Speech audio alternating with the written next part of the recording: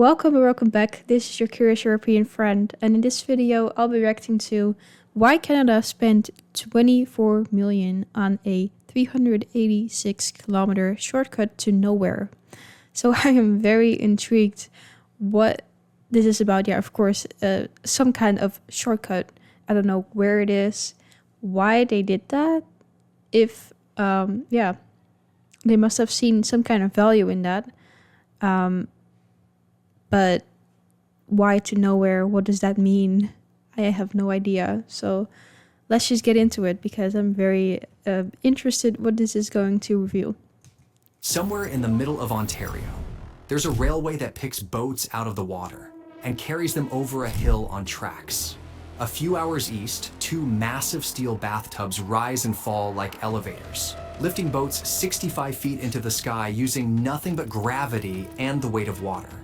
These aren't relics. They're part of a 386-kilometer-long system that shouldn't exist. Canada spent decades, and the equivalent of well over $1 billion in today's money, building a massive shortcut through the wilderness that almost no one needed. It's a water highway that climbs over ridges and drops down the other side, connecting Lake Ontario to Georgian Bay on Lake Huron without ever touching the St. Lawrence Seaway. This isn't just a canal. It's a place where geography was forced to submit to engineering. It took nearly a century of political arguments. Why? This looks scary. What is this, some kind of AI? And backbreaking construction to finish this line through the rock. But why did a young nation sink $24 million, a staggering fortune at the time, into a project that was already becoming obsolete before the final lock even opened? This is the story of the Trent-Severn Waterway.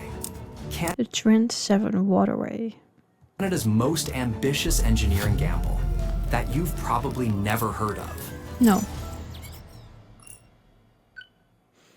Let's see. Just like the Rideau Canal to the east, the Trent-Severn was born from a fear that the United States could choke off Canada's main supply routes. But while the Rideau was finished quickly as a compact military canal, the Trent-Severn became something stranger, a slow-motion attempt to carve an entire back door across the middle of Ontario. The logic was simple. If the St. Lawrence was ever blocked by war, by ice, by American guns, Canada needed another way to move soldiers, supplies, and trade between the Atlantic seaboard and the interior. If you could connect Lake Ontario to Georgian Bay with an inland corridor that stayed entirely on British territory, you'd have a protected route through the heart of Ontario, away I guess that makes sense, but from the border. The problem was the landscape. On a modern map, it looks like someone tried to connect half of southern Ontario with a single pencil line. The route runs 386 kilometers from Trenton on Lake Ontario, northwest through the Trent River. Yeah, that's not just any small, It's a shortcut, but it's still 386 kilometers long. Now, I guess, that makes sense in a country as big as Canada, but that's insane. Across a chain of lakes in the Kawarthas, up to a summit 256 meters above sea level near Kirkfield, then back down through Lake Simcoe and the Severn River, before spilling into Georgian Bay. Most of that distance is rivers and lakes, but they don't connect naturally. They sit at different elevations, separated by ridges, rapids, and Canadian shield granite. To stitch them into a single navigable route, engineers would need to tame every gap, dams to raise water levels, canal cuts blasted through rock and locks to step boats up and down across the changing terrain. That was the dream. The reality would be much messier. The Trent-Severn wasn't built like a modern mega project with one clear plan, one budget, and one construction window. It was built like a patchwork quilt, one piece at a time, and that's what made it so hard to kill. The first lock opened at Bobcaygeon in 1833, not as part of some grand... Wait, 1830... I had no idea when they started doing this. 1833. That's a while ago. A while ago. Military strategy, but to link local lakes for timber and steamship traffic. A few years later, the Upper Canada Rebellion forced officials to reconsider the whole idea. They studied the route, concluded it would need too many locks to move troops quickly, and quietly pulled back from the military vision. That should have been the end of it, but the locks already built were useful. Settlers wanted more. Timber companies wanted more. Local politicians lobbied for extensions at Burley Falls, Buckhorn, Fenelon Falls, each new lock opening a little more of the interior to navigation. No one was building a 386-kilometer waterway. They were just solving the next local problem, and then the next, and then the next. Meanwhile, the outside world was moving faster than the canal ever could. Railways spread across Ontario, carrying freight and passengers year-round, on more direct routes, in all seasons. The Welland Canal was being deepened. Plans for a full St. Lawrence shipping route promised to turn the Great Lakes into an ocean highway. Every decade, the economic case for finishing an inland shortcut through cottage country looked worse. Yet the Trent Severn refused to die. Engineers like Richard Birdsall Rogers, who took over as superintending engineer in 1884, kept pushing. Not with more of the same, but with radical new ideas. Rogers wasn't just proposing a better lock. He was proposing something most engineers in the world considered impractical. A machine that would lift an entire boat, still floating in water, 65 feet straight up, using no engine, no pumps, just the weight of water pushing against itself. When he presented the design, skeptics questioned whether concrete and steel could even handle the forces involved. He built it anyway. The Peterborough lift lock opened in 1904. At the time, the highest hydraulic boat lift on Earth. It was a statement. This project wasn't just surviving, it was innovating. World War I pulled away money and manpower, but by 1920, the last gaps were filled. By 1922, the Trent Severn finally operated as a continuous route. So, yeah, because I was like, in my head, I was like, did they ever finish it? But, yeah, I guess they did. Like 90 years or so later. That's crazy. 90 years. Trenton on Lake Ontario to Port Severn on Georgian Bay. From that first lock at Bobcaygeon in 1833. But I wonder if it's even used as of right now. To through navigation in the early 1920s. 87 years. More than $24 million. Well over $1 billion today. And by the time it was truly complete, the world it had been built for, wooden gunboats, sail-driven commerce, and pre-railway logistics, was gone. The Trent Severn has 44 locks in total. Most are conventional. You float into a chamber, the gates close, water flows in or out, and you rise or fall a few meters, but 3 of them are anything but ordinary. You already know what Rogers built in Peterborough, but knowing it exists and understanding how it works are 2 different things. The lift lock uses 2 enormous steel tanks, caissons, each mounted on a hydraulic ram. A boat floats into one caisson. Here's what makes it brilliant. Because of buoyancy, the caisson weighs roughly the same whether there's a boat inside or not. To move the system, operators simply add a small amount of extra water to the upper caisson. Gravity does the rest. The heavier caisson sinks, forcing hydraulic fluid through a connecting pipe and pushing the other caisson up. No engines hauling against gravity, just water weight and physics. No, that's an insane invention, though. Like, I give him props. I already forgot his name. But, yeah. He did think outside of the box and invented this thing that no one thought was possible.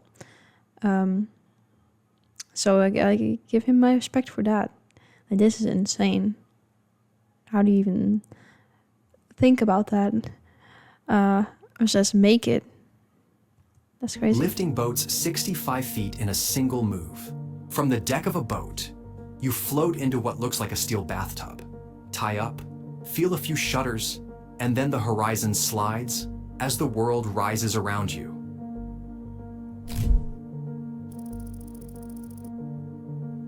Farther along the route, the canal reaches its summit, the highest point on the entire system, 256 meters above sea level. To tip boats over the top, engineers built a second lift lock.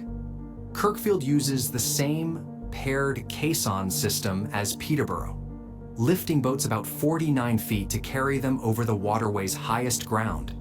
If Peterborough is the showpiece, Kirkfield is the hinge, the mechanism that makes the entire 386-kilometer climb and descent actually work. Without it, the route stalls at the top of the watershed.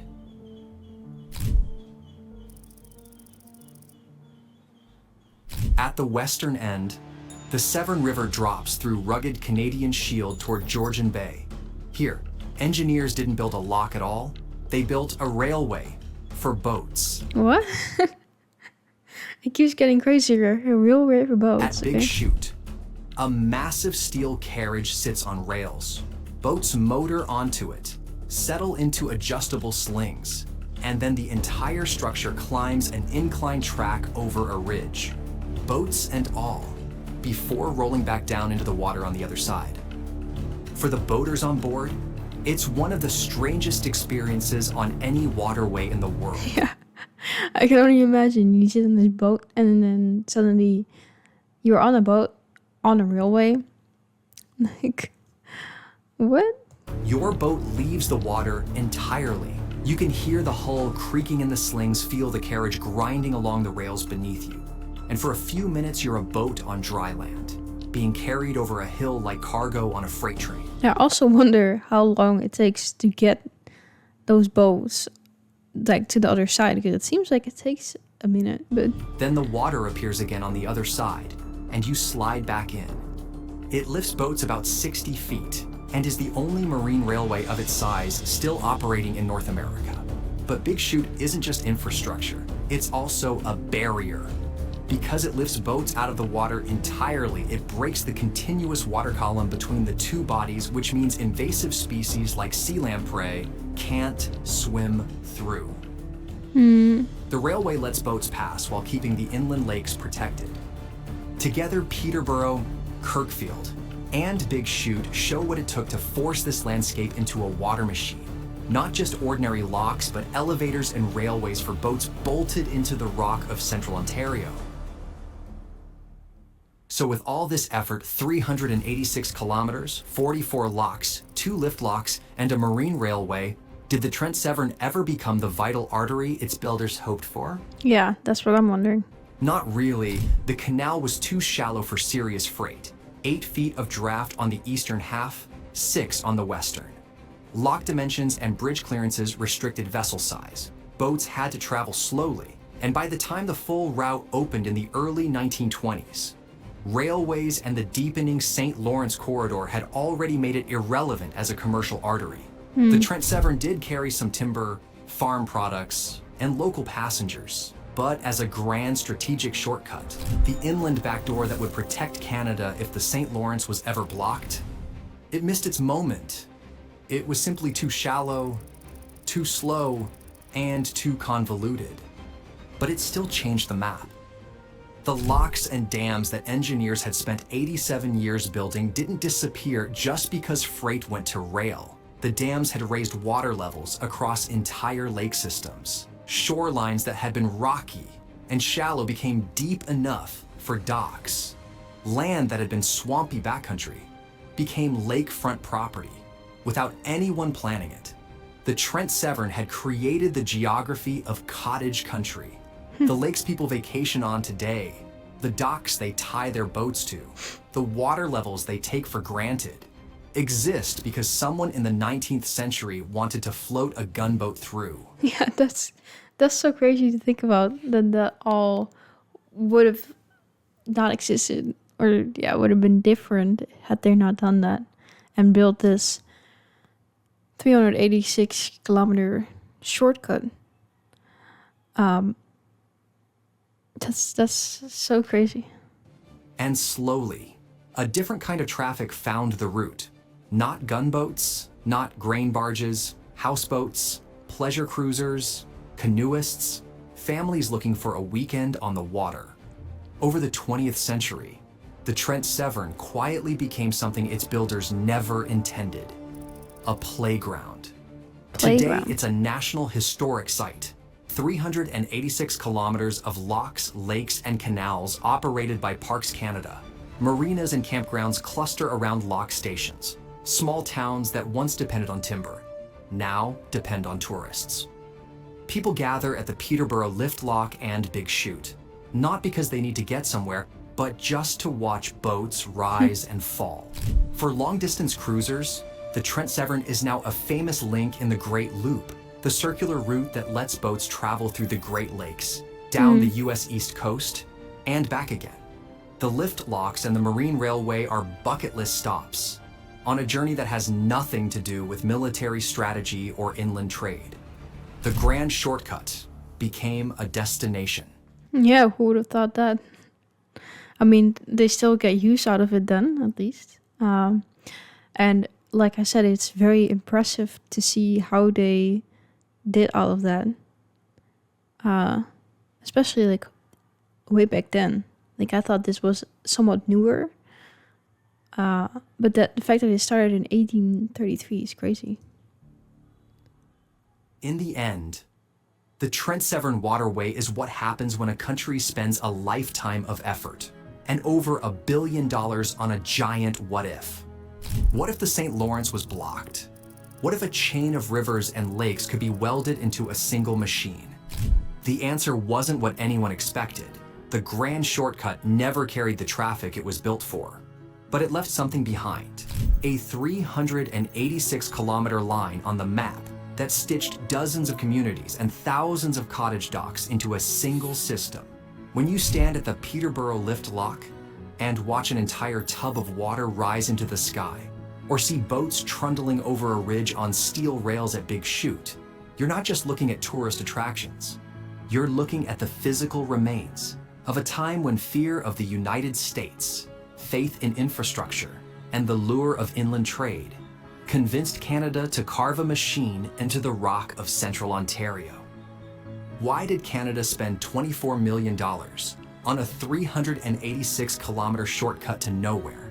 Because sometimes countries build for the world they imagine is coming and end up leaving monuments for the world that actually arrives. If this changed how you see Canada's quiet cottage country and its hidden waterways, consider subscribing. There are a lot more forgotten maps, misguided mega projects, and accidental nation builders left to explore. Yeah.